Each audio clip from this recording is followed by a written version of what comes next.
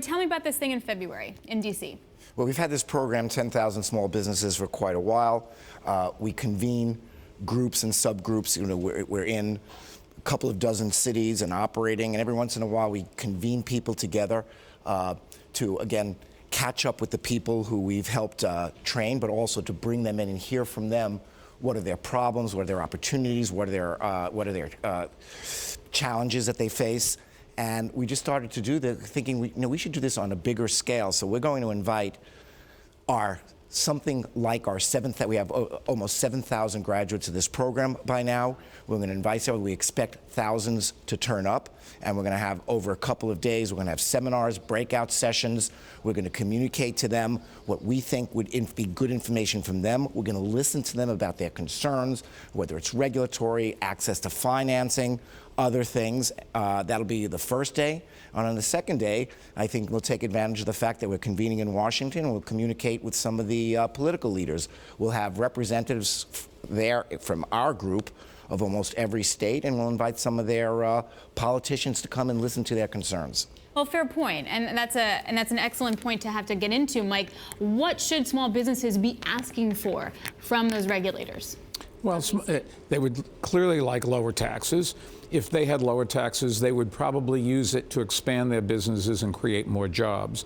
Whereas if you look at the big businesses, I think the surveys have said most CEOs say they will not create more jobs than a tax cut. They will give money back to their stockholders, either by repurchasing stock or a dividend or something like that. So the leverage of reducing taxes for small businesses is exactly what we need. We have a problem in this country. We don't have enough jobs for people who want to work, and we don't have enough new companies being started that are going to give us the big companies of the future, started in America where we need them. And that's what I really love about Goldman's 10,000 Small Businesses.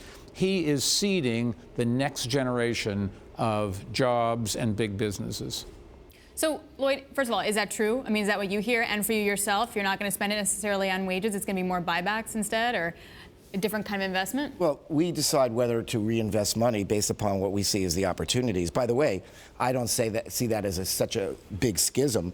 If we return, if we got excess money, more than we thought we could invest properly and return it to our shareholders, it's not like we're putting it in a bonfire. We give it back to our shareholders, and they in turn invest it themselves. It's their money. They invest it where they think there's growth. Mm-hmm. So if we thought we could deploy it in our business, we'd invest it in profitably. We'd invest it in our business to the extent that we have excess capital. We do return it in our shareholders, but what will they do with it? Maybe they'll invest it in Amazon. Maybe they'll invest it in a startup. Maybe they'll deploy it in their own small business. So I don't think it evaporates. It just moves to the place where it's most needed. Mm-hmm. Where it's least needed probably is in government waste. So I also would prefer taxes to be reduced and government made more efficient, but whether or not we can deploy it or whether we give it back to our shareholders so they could deploy it, it'll end up going to the right place. So, Mike, the tax reform that's on the table now in the Senate, is that going to make the small business people happy or not? Well, I don't think anybody knows what's going to come out of the negotiations that are going on in Washington. If you think about it, a tax bill should require the great minds and lots of study and lots of discussion and getting experts in and creating something that fits together and it has the right balance between helping one part of our economy and another part of our economy and encouraging certain kinds of behavior and discouraging other kinds of behavior. This tax bill is being written in a committee where they'll say they'll add anything to the bill to get another vote. And so this is not going to be a tax bill. This is going to be a vote about whether you can carry guns. This is going to be a vote about whether or not religious organizations can lobby Congress and spend money to do it. A whole bunch of social issues which are getting added into this. And that's what I think is really dangerous about what's going on in Washington. Lloyd, a few weeks ago, you said that you don't know if this is the right time for a tax bill, that like optimism and deregulation might have a better benefit to the economy. But if small businesses can't get access to capital or they're not able to access it 100%, what are the regulations that are actually going to help, deregulations? Well, there's a lot of, look, some of the regulations on banks that lend to small business, and we're not principally a lender, we're mostly an investment bank, but some of the regulations, licensing requirements, bureaucracy directly impede small business, and there's virtue in some of these regulations. So I'm not saying you have to eliminate everything, but somebody should look at it with an eye to having efficient regulation and not redundant regulation.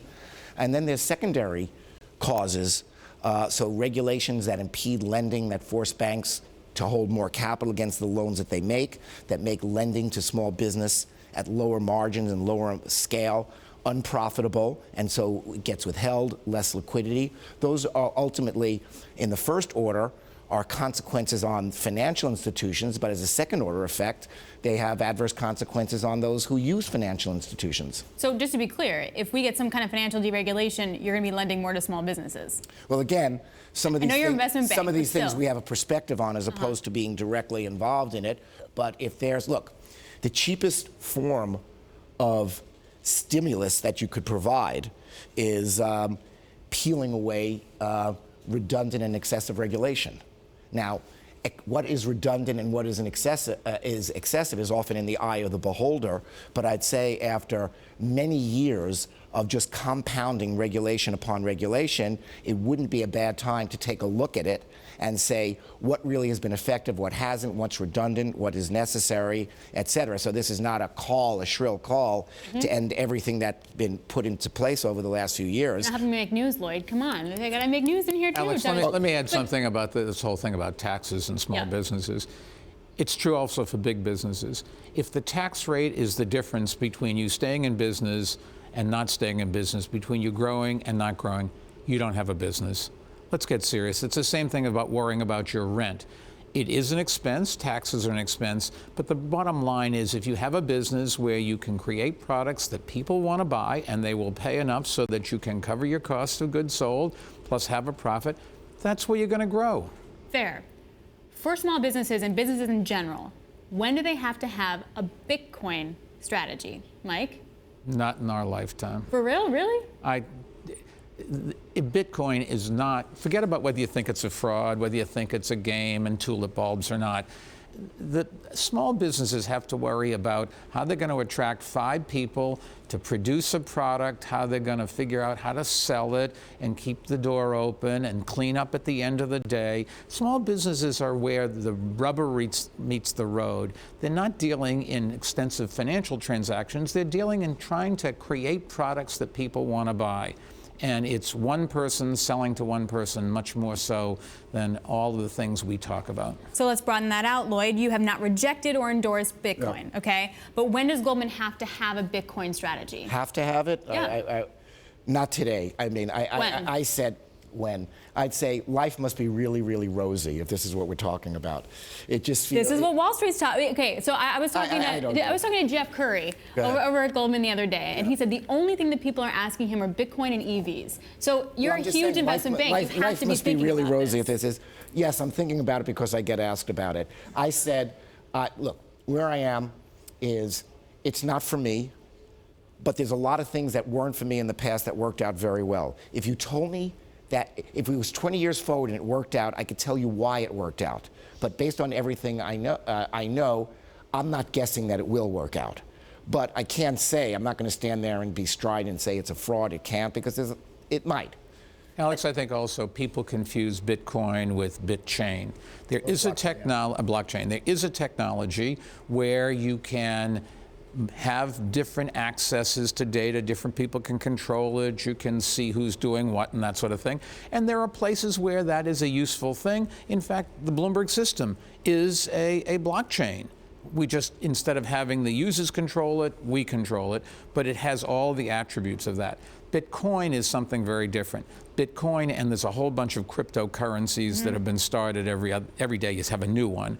That's something very different, and whether or not the governments of the world will lose control of monetary policy, I'm skeptical. They're just not going to let that happen, and they shouldn't. Something that moves up and down 20% in a day doesn't feel like a current, doesn't feel like a store and value. It's just being quoted up and down. There's no value. Maybe not a currency, but Jeff Curry told me it was a commodity, and that goes to your expertise, Lloyd. You grew up in the commodity business. So talk to me about what are the unregulated trading world of Bitcoin? Like, where's the fraud going to come? The whole concept is, I don't. Well, first of all, but is it buyer? Is it seller? Is it price discovery? Like, where's the risk there in the financial one of the main uses of Bitcoin is as a vehicle for perpetrate fraud. I mean, because you can't trace it. There's no payment. So is cash sometimes. So is cash, but guess what? It's hard to accumulate cash sometimes. Yeah, but the world is going in a different direction. If you think about it, go look in China where they're basically getting rid of cash. Everybody is paying with their smartphones. People who are begging in the streets have a little sign next to where they're sitting in the streets. These are people who really need help from society. Instead, they're sitting there begging for money. They have a sign with a code on it, a QR code. If you want to give them money, Really? you point your cell phone at the QR code, hit a button, and they have a bank account. And that's the way they're getting their money. China is heading in the direction, and they've gone a very large way, as is India starting to do the same thing, of getting rid of cash. And one of the reasons is that you can then stop the black market and stop the drug dealers, and you can track where all the currency is going. We're not going to go in a different direction. Now, America may not be ready to go there, although we're going to be left behind if we don't, because this is a much more efficient ways of paying for goods and services. So, Lloyd, that's they're also going to know what everybody's doing with their money. Of course they're going to know, but Google already knows exactly what you're doing. And Amazon, by the way. Nobody complains How much on am I Amazon. buying? Nobody complains about that. But Lloyd, so that raises the question. You have to be thinking about an investment banking strategy with Bitcoin. I can't believe that you're not. No, I don't have to be thinking about that. You want to tell me that you're not talking to any of your me. guys? What? You're not talking to your guys about what the strategy is going to be. But it was spending too. It's just, we'll see. If it works out and it gets more established and it trades like a store of value and it doesn't move up and down 20% and there's liquidity in it, we'll get to it. But you asked me, the original question was, when do small business people have to think about their Bitcoin strategy? I'd worry about opening the doors, producing things that people want to buy, dealing with their, business planning. But if I'm a client of yours and I say, Lloyd, I got to get exposure to Bitcoin, what do you tell them? Not yet? I say, let me make a call and see if I can help you. And what would that be? I'd call somebody else because I don't really know. But what would the help? I mean, so how do you do that? Well, how do you what give them are you exposure? trying to do with your Bitcoin? When you say you need to have a strategy? Alex, Bitcoin, do you have what? Bitcoins? Is that it? Is that what's going on? No, I don't have Bitcoins. I'm definitely not pumping my book. Yeah, is my this like husband would kill me. Lloyd is deflecting this answer, by the way, I gotta say. No, but but there isn't a question to go. He doesn't have an answer because there's no question. This is a creation, it's brilliant though it may be, without it, and it doesn't really have a utility other than maybe to try to hide a few transactions. And even that, drug dealers aren't going to be able to use Bitcoins in quantity. And this is it. By the way, if they stamp my face on it, I'd be more likely to use it. There you go. It also, I'm trying to think of the corollary, but it reminds me of how on Bloomberg television and Bloomberg radio, every day I listen to people who are very smart, and they talk about whether the Fed is going to raise interest rates by 25 basis points in the next 6 months. It reminds me of tulips. What are you going to do? Remember that, Mike? Tulips? Remember the tulip? But what are you going to do with the information? We Let's have to assume fill that. I hope the Fed. I understand that. Then I want you to do this. Well, okay, then let's round it out here. Lloyd, I just want to end with Kate Kelly's piece from the New York Times. It was a really interesting expose of Harvey Schwartz and David Solomon. What was it? I don't read these papers. Oh, you don't read the New York Times? This is what she said. I can quote it for you here. Okay. She said, bear with me. Mr. Blankfein once joked that he planned to die at his desk, but 11 years in his tenure exceeds those of his recent predecessors, and guessing his replacement has become a popular Wall Street parlor game. Goldman now faces a choice between two distinct characters, aka Harvey Schwartz and David Solomon. Is it a done deal that there will just be one CEO when you decide to retire on a beach? I'm sorry, I couldn't hear anything past the die at your desk kind of a thing. I don't want to give anybody out there false hope, but I'm not planning to die at my desk soon. I just meant that I was going to last a long time, that it wasn't going to happen soon. Okay, but is it a given that there's just one CEO once you leave? No, I don't know. First of all, these are decisions that the board... You've had a tradition of two CEOs. They've done a number of these those. These are the decisions that and the you've done board it makes. before. We have done it before. In fact, I've been CEO for about 11 and a half years now, but my predecessor started out as a co-CEO with Corzine. You had Bob Rubin and Steve Friedman as co-COOs. You had John Weinberg and John Whitehead.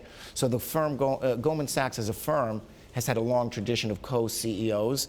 That can work if it works, and people get along, but it doesn't necessarily have to work. So I would say there's no real, it's not a guarantee, and that's something that the board, would work out. Any time frame for that? we are closer to that than we were yesterday.